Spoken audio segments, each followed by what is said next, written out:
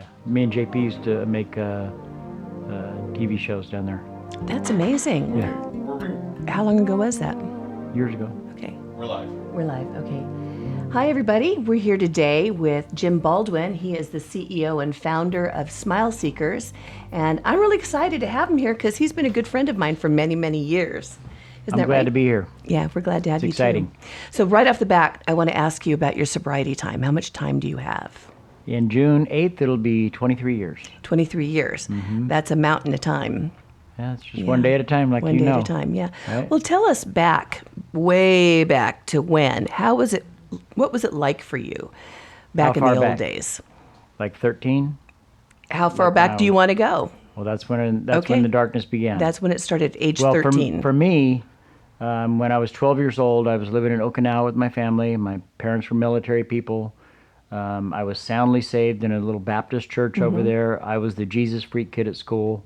I was the weirdo, passing out Bible tracts and inviting people to Sunday school, and I was that kid. That was me too, Yeah. by that- the way. Yeah, that was me. You know. I do know. And at 13 years old, I started drinking and smoking weed and took a right turn into the darkness and was there for 32 years. So what was that like? What was the darkness like for you? Can you paint a picture? Well, for me, it started out fun, and I never intended to be a drug addict or an alcoholic. I just wanted to party with my buddies and have a good time. And before high school was done, it was occupational already. I was getting loaded every single day. And your drug of choice back then? Alcohol and weed, Alcohol and weed? Okay. psychedelics. But I've done the whole gamut of drugs, from anything to everything. And there's different phases in my life. You just like alcohol, different phases. You know, you go to the tequila, but that makes you violent. So Okay. you think you switch to vodka, you think it's going to be better. Never thinking maybe I should just get sober or clean. That never was the thought until it got so bad and I ended up homeless and toothless, weighing about 120 pounds, wandering around downtown Riverside with my life in a shambles. And was that about the time this photo was taken? Yes. So this photo shows you, it looks like you weigh under 100 pounds. Very, very skinny. Your face is drawn in. Looks miserable, actually. And Tell I me was about that guy. I was actually at my mom's house that day, and I found that picture in her Bible after she passed. Oh. Yeah. And she was trying to get me to eat something, and I was literally been up for so long, for so many days, that I was literally falling asleep, passing out at the kitchen table. It And must have been so hard for her. And she was Oh. a wonderful woman. wow. And boy, did she love you. Yes. And Yeah. she prayed for 32 years. And she always prayed in faith, knowing that God was going to answer her prayers. And how only moms can do that. So did it get much worse than this for you, Jim? Well, that was right before I started pulling my own teeth. So yes, it did get worse. You know, if you have the thought of pulling your own teeth, you've probably done too much meth. That should be a red flag to most normal people. Mm-hmm. But for a guy like me in the state I was in at that time, it seemed like a really good idea. And so out they came. A bunch of them. I can't even picture that, frankly. Well, it's like a scene from the movie Saw, except you're doing it to yourself.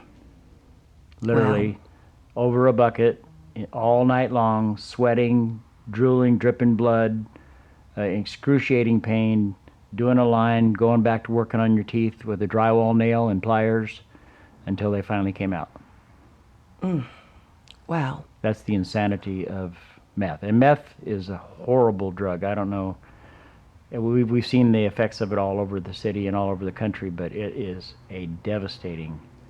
Well, I was reading just this morning that there's an upswing in overdoses connected to methamphetamines, predominantly because the Chinese fentanyl has been introduced into the meth. Yes. And so now they're seeing meth-related deaths all over the country. They are. In epic proportions. In fact, they're now exceeding opiate deaths in our country. Can you believe that? I can. With meth. I can. So it got pretty bad. And did you wind up in a rehab? Is that what happened? No. No. What happened with you? Well, I got so sick of being sick and tired of my life. And at the time I was working at the Plum House. JP had let me stay there as a homeless person. Oh. Yeah, in exchange for my work, because I've always been a pretty good carpenter. Yeah. And so JP let me stay there and work on the Plum House. And one morning I'd been up for days, and JP came into the plum house and he said, wow, it looks amazing. He says, who's helping you? I said, oh, I'm doing it all by myself. And I said, but I need $100. Wow. And he said, $100? He goes, I'll give you the money. He said, but look at what you're doing to yourself, man. He said, you need to learn how to love yourself. Oh, And that's so hard. for some reason, that hit in my soul. And that planted a seed inside of me. I still got the $100 and still was on my way to the Yeah. Connect's house in a stolen truck with no license, no insurance, no registration. You know how we do it. And my truck broke down on Park Avenue. Yeah, on the way to the Connect's house. Wow. Right in front of a pager shop. That's how long ago it was. Back in the days of pagers, right? That was a long time It was a ago. long time ago. Technology. And there was a phone booth. That'll tell you another how long ago it was. Yeah. There was a phone booth out front, but the receiver had been ripped off the phone booth. And so I had to walk into the pager shop. Didn't realize it at the time, but on this window it said Trinity Paging with a big cross on the front window. And I walked in there. There was a black dude behind the counter, big black dude, not fat, just big. Big With guy. a big old cornrow thing in the back of his head. Yeah. And I walked in and I said, hey, brother, I need to borrow your phone. My truck's broke down out here.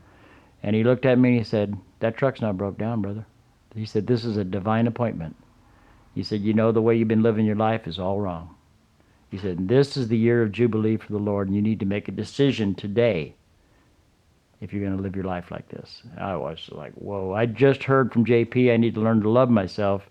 10 minutes later, this stranger I don't even know is calling me out on my life. Wow. And I literally sat in that guy's shop and just broke down and started crying. You know, in all these years, I've never heard that part of your story before. Isn't it crazy? That's amazing. It really is. And that tells me that God is always at work in our Yeah. life. Even when we're so far away from Him, He's always got His little hand in our life. And he had a plan for you. He did.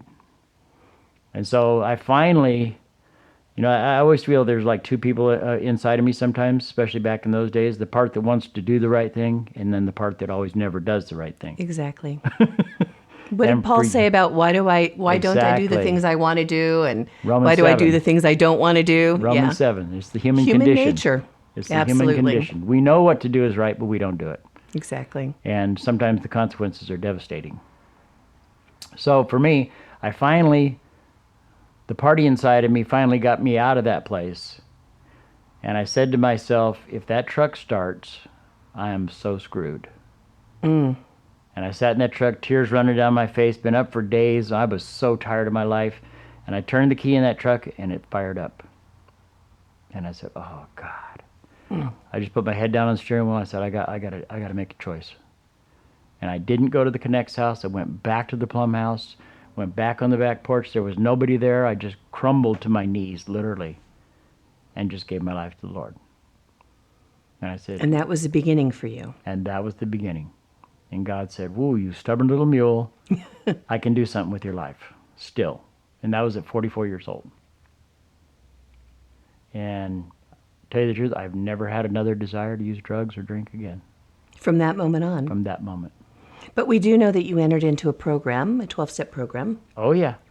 I'm very active in programs. I've been to NA, AA, CA, Life Recovery. I mean, I've been to all of them. Yeah. And I've worked the steps in all of them. Because I have a desire to find out more about myself and find out who this man that God is building, you know, wants to be in His world. And I found a place in AA. I have a lot of friends in NA. Yeah. And it's just the way it, you know, so I've been able to sponsor a lot of people, and I go to a lot of meetings. I know you do. I do. I know you do. I usually start my day at a 6:30 a.m. meeting, and like today I'll do 2 meetings. I'll go to a speaker meeting tonight, and I want to be a good example for people who are new in recovery. Which you've always been so amazing at reaching out to the new folks and, you know, providing a consistent and loving example. That's been really cool. So was your early recovery, what was that like? How long did it take you to get on your feet? Because you're a successful man today. Well, So God has what blessed was me that for journey sure. like? Well, when you're 120 pounds and you have no teeth and you're homeless, you're dating opportunities get real small, and your job opportunities are not very, because I wouldn't have hired myself. Gotcha. So literally, I started out cleaning up people's yards, cleaning up dog crap around the plum house, walking because I had no transportation. I gave that stolen truck to a tweaker friend of mine the day I gave my life to the Lord. I handed this guy the keys. I said, "That's a felony, Right? and I don't want to ever see you again." Right? But that's what I started doing. I started cleaning up yards, and people started realizing that I was doing more than I was asked. I was always going the extra mile. If a lady asked me to weed that area, I'd weed that one and the next one, charge her the same price. And then people started going, "Wow, I'm going to call my friend because she needs some stuff done around her house. Is this all you do, is just landscape stuff?" I said, "I don't even do landscape. I'm a carpenter." And they're like, "Really?" And so I got little jobs here and there, little jobs. And then finally, somebody traded me a little truck. I don't know if you remember that brown truck. I do. Somebody traded me that little It was a brown beater. truck. It was a beater. And I fixed that thing up, and I told that little truck, I said, when you make me $100,000, I'm going to get you a paint job. And then I got it a paint job. And I went and got my contractor's license that I always wanted to get, but it was always underneath a speed mirror. I literally had the application filled out for years underneath the mirror. Yeah, isn't that crazy? Yeah. For anybody that thinks that they can use drugs and still function well, that's kind of delusional, isn't it? Because everything goes on hold. You become somebody that you're not even. It does. Yeah. And and you've seen people. For me, drugs have taken and broken the moral fiber of my body completely. Everything I was taught as a kid was out the window, and it was all off. All bets were off. I would do anything and everything to get the drugs, and it's embarrassing. My fifth step's embarrassing. It's a common story though. It's not uncommon. Right? But it's good to be human, and it's okay to be forgiven, and it's okay to walk away free. So for people that don't know, why don't you tell us what a fifth step is? A fifth step is an embarrassing part of your step work, where you come clean with another human being and God and lay it all out on the line. All those terrible things, all those secrets that you wanted to keep and go to the grave with, everything. Because they say in the program, you're only sick as your secrets. So, I've shared a lot of crazy stuff that I don't want everybody to know about. But in the big, huge book, it says, confess your sins one to another and be healed. Absolutely. So I want healing. So how did you feel after that first time you did a fifth step? It was amazing. Oh, it was. It was amazing. Yeah. It was amazing. Was it relief? The freedom was incredible because I'd gotten all that out. Everything I was trying to hide from everybody and hide it from God, but he already knew. Yeah, exactly. He's not surprised by anything that we do. There was a few times I wish he would have been looking at somebody else at some of the stuff I've done. But he was there. Yeah, and he loves us, thank God. Isn't it crazy? Yeah. So you got into recovery, you got your contractor's license, then what happened? Well, then I started getting bigger and bigger jobs, and people found out I did really good work, and I started getting referrals and references, and banks started hiring me, and then I decided I need to get my real estate license too. So I did. When did you get that real estate license? I've had it for about 8 years now. Oh, 8 years. Yeah. Wow. And I've had the opportunity to travel all over the country selling commercial real estate. And because I have a contractor's license, banks that I've worked for have let me actually list the properties after doing all the repairs. You've come a long way, baby. From toothless 100 pounds, picking weeds. It's crazy. I got evicted from a house in my addiction, and I deserved to be evicted. There's no doubt about it. But I blamed the landlord for it, of course, in court, and I still got a judgment against me. And years later, I was working for a real estate company, and I was sent as a representative for the bank on a commercial eviction. Oh, no. And the same eviction attorney that evicted me years ago was on the bank side where I was the representative for the bank. That is It was a trip. awesome. It was awesome. That's amazing. And then shortly, because part of our program is we make amends, financial and otherwise, with people when we can, I ran into that landlord at the Home Depot one day. And he looked at me like, "Don't even come over, talk to me. I'll kill you as soon as I look at you." Because I never paid him. I wasn't going to pay him. That wasn't, even when I got sober, I still wasn't going to pay him. You know, I figured, oh, well, I got away with that. I'm not going to do it. Then when you come to the amends part of the program, and you got to list all these people that you may need him to make amends to, he was on the list. So as God would have it, there he was. And I was in a position to be able to start paying him back. And I said, hey, I need to talk to you and tell you I'm sorry for what happened. And I was a drug addict at the time and strung out, and I need to pay that money I owe you. And he looked at me like, seriously? I go, I can give you $500 today and $500 a month until we're paid off. And he's like, Jim, you have no idea how much I need $500 right now. Wow. Yeah. So obviously you see God's hand working in your life. Oh, everything. Yeah.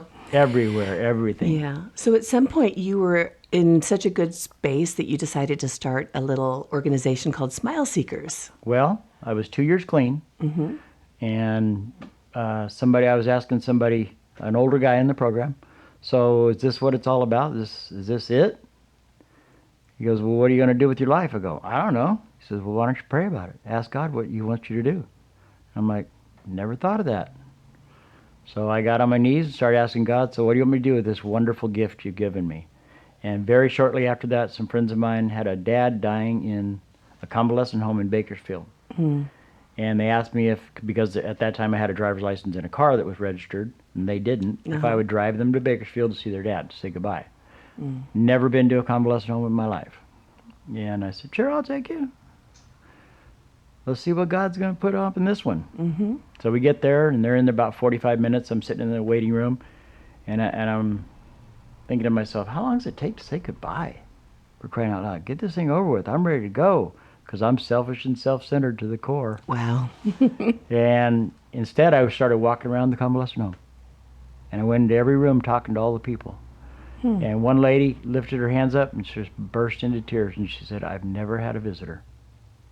And thanked me for coming. And I realized right there that God was showing me something. And I went outside. I said, okay, God, I see what you're showing me, but what do you want me to do about this? How can I do something?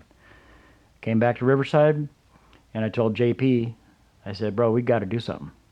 He's like, what are you talking about, dude? I said, dude, there's old people dying of loneliness. They're not dying because they're sick. They're dying because nobody's coming to see them. Yeah. He said, what do you want to do? I said, I don't know. I called the convalescent home over on Harupa and Brockton, and I said, hey, I don't have anybody in there, but I want to come visit.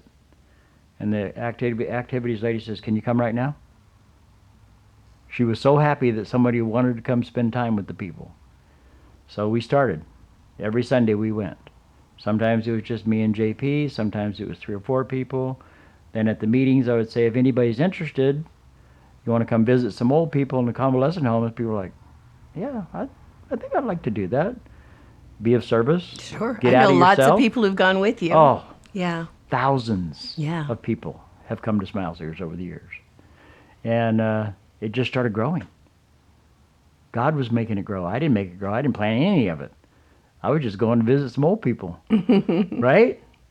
And so it just grew and grew and grew. And this year we had our annual Christmas party, had 131 Smile Seekers Wow. of all ages. I had 2 families that were 3 generations of Smile Seekers.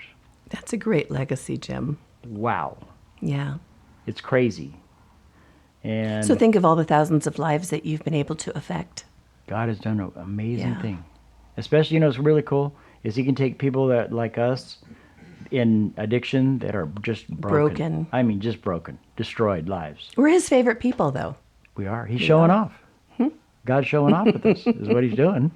Yeah, I remember you used to say all the time, you're a miracle. And I remember thinking, what is he talking about? Well, 15 years later, I think I understand now, finally. We're in a room full of miracles right now. Absolutely. Absolutely. So Smile Seekers is big now. You have a bus. It says Smile Seekers on the side. Got a What do couple you of do with that buses. bus? What do you do with a couple of buses? Well, we have now, by this time in the program, we visit twice a week, all year long. So Wednesday evenings and then Sundays, we meet. We go and sing for the old people. That's on Wednesdays, every Wednesday evening. That's mostly people in recovery, as it worked out. Sundays is our biggest day. We meet at the park in Riverside. We do a Bible study. When is that, Wednesday? Sundays I'm is the sorry, big day. Sunday? Sunday's the big day. Sundays we meet at 12 o'clock at Bonaminio Park, Okay. and we outside underneath the little sheds they have, and do a little Bible study. Then we load up on our little bus. We go to the convalescent home. We sing for the people. Then we come back. We load up with 30 pizzas, cases of water, fruit, clothes that people donate sometimes, and we go feed the homeless every Sunday after that. Thank you so much for doing that. They're Those are my precious people for sure. They're precious people. Whatsoever you do to the very least of my brethren, you've done it unto me. Yep, So we serve people to serve God. absolutely. Yeah. And I know you do, definitely. So you also have something with goats. There's something with goats going on. Well, it's way bigger than just goats. So I read an article in LA Times years ago, Yeah. and it was about a little boy in Uganda who was working at a rock factory, and he was 9 years old. He'd worked there for 5 years, and he made 18 cents a day. And I'm telling you what, that just broke my heart. And at the time, I had met a pastor from Africa, and we were in email touch. And so I emailed him and I said, Pastor Abel, is it possible for you to go to Uganda, find that little boy, and bring him back, and I'll support him through high school and to college? I said, I can afford 18 cents a day. And he said, that is very noble, my brother. He said, but there's literally tens of thousands of children in slave labor right now, all over Africa. And I'm like, wow. So I said, do you have an orphanage at your church? And he didn't know I was a contractor at the time. Mm-hmm. And he said, no, we have the land, but we don't have a building. And I'm like, okay, here we go. We're going to build an orphanage in Africa. Wow, you built an orphanage in Africa. Yes. So Wow. it's built, it's in Nairobi, and it houses about 200 kids. And that's been going on for years. And I met another pastor there, Pastor Ezekiel, when I was there a couple times in Africa. Did he come back here at some point? Ezekiel was just at my house. Yeah, I feel like For a I've month. met him for some reason. may have. Yeah, okay, go ahead. He's been here twice now. So Ezekiel now, God has put my heart onto Ezekiel's missionary stuff. And Abel is doing the orphanage in Nairobi, and Ezekiel lives about 8 hours into a very rural district. And he and his wife care for 430 orphans. And he's a farmer. So they have a network of guardian ladies, they call them guardians. And these ladies, I met them all, and they are incredible. They are women of God. They have nothing, and they give everything. And they take these little orphans into their own home, and then Ezekiel coordinates schooling, clothing, food for all these kids. Amazing. So we've been working with him on these kids for years. And it is incredible what God can do. So where do the goats come in? Okay, so a goat, if you were to buy a goat for $50, I send the money directly to Ezekiel. So it's not like it goes into a slush fund anywhere. 100% of the money goes to Ezekiel to buy the goats. It's $50. That goat is, they pick a child that's in the most need. And that's done by a church council group who is it's the Smile Seeker board in Kisii, Kenya. Okay, And we are actually recognized as a nonprofit in Africa. that's beautiful. Isn't that crazy? It really is.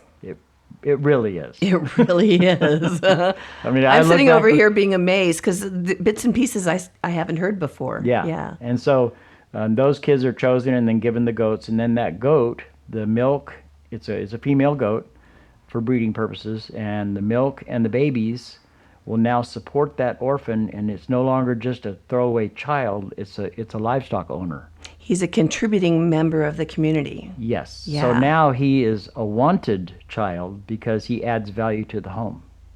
Very nice. And then So folks watching can contact you about buying goats? absolutely. That would be great. We'll provide a link. And we have literally sent hundreds of goats there, but there's so many kids that it's always a need. Always a need. And one of our original goat recipients, a little 10-year-old girl, traded 4 baby goats for a milk cow. So she's big time. Wow. So by the time she's out of high school, Yeah. she'll have a herd of goats, a milk cow, and an education. Because over there you can't go to school without uniforms. So if you don't have money for a uniform, and believe me, poverty is crazy over there. We are so blessed here, and a lot of people don't realize it. No, I realize it. I know you do, but a lot of people don't.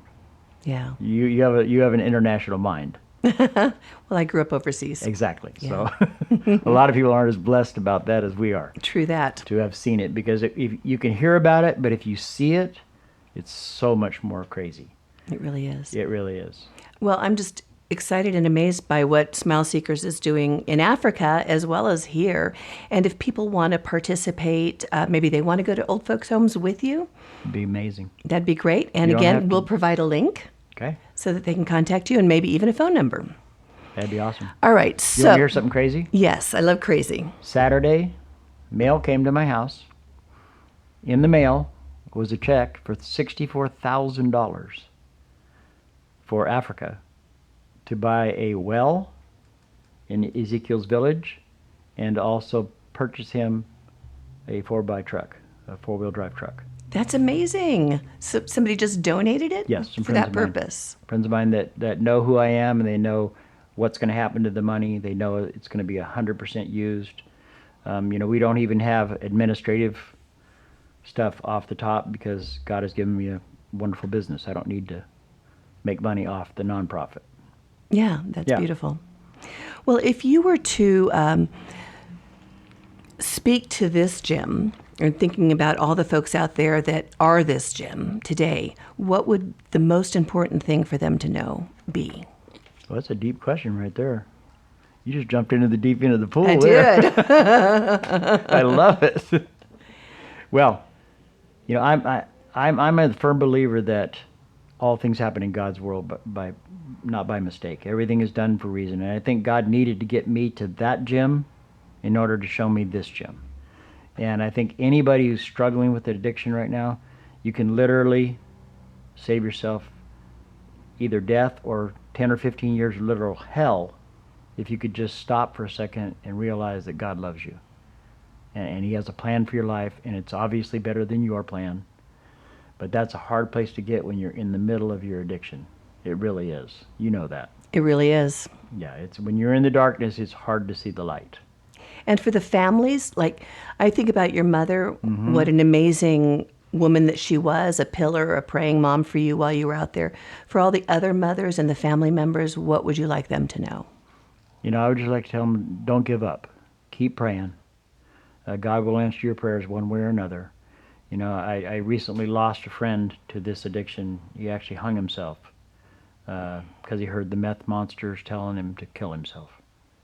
And so it's life and death. It is life and death. It's not a party. It's not a good time. It always gets worse. It never gets better. But don't give up hope, because it's a beautiful, beautiful life. You know that. I do. Yeah. And really, when you leave the darkness for whatever it is, whether it's drugs and alcohol or maybe it's something else, but when you leave the darkness and come into the light, your perspective, it's like the sweet and the sour of life. The sweet is sweeter because of the sour. And Absolutely. yeah, so we have this unique perspective now of having been really down and out and rebuilding our lives through recovery. We're the lucky ones. We are the lucky ones. We are the lucky ones.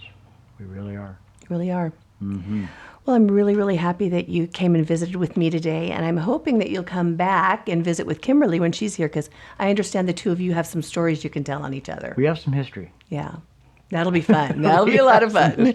She was telling me some stories, and I was like, girl, no, you did not. Yes, she did. Yes, she did. I can't wait to share it, because she's another example of a miracle. Yeah. Yeah, she really is a miracle. She is. Amazing lady. And, I could just, if anybody's listening and they're wondering what they can do, Google NA, AA, recovery, anything about it, because you can change your life, and you're not alone.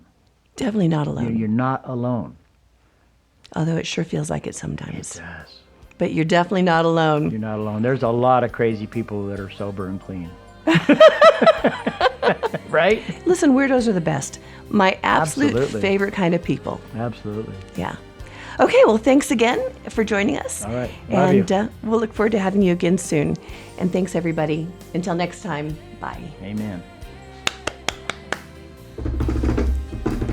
How cute. How wonderful. Thank you. Yeah, thanks for sharing your story. It's good to bring up those memories that I haven't thought about or talked about in a long time, because you realize just how blessed you are and how crazy and wonderful God has been. It really is good to go back. Yeah. Definitely. Sometimes